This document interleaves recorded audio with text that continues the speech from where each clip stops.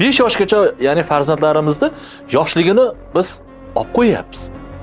Yoshlarimizni hozir 5 yoshgacha bo'lgan farzandlarimizga e'tibor beringlar. Mana shu fikrimni eshitib turgan ota-onalar. Farzandlarimizda beg'uborlik, bolalik tuyg'ulari yo'q.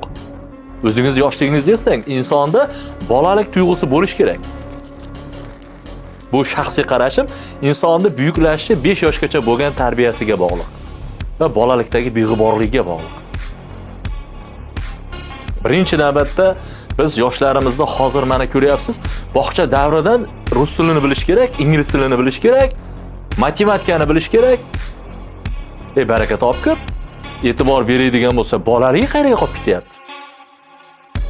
Biz bolaligini ma'lum bir darajada qo'yib bersak, ertaga mana shu miyalar 5 yoshdan keyin ma'lum bir darajada maktabga kirganda ochila boshlaydi. Ota-onalarimiz jarayon hozir shoshganda e'tibor beraylik.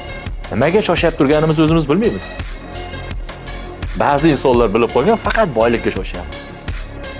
Iloji bo'lsa farzand tezda yetishsa, voyaga tezroq turmushga bersa, tezroq uylantirsa, tezroq boy bo'lib ketsa-da, yo hayotning mazmuni bu emas o'zi aslida.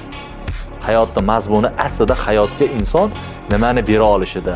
Aslida inson o'zga insonga nimani bera olishida va o'zini qalb xotirjamligida. Birinchi navbatda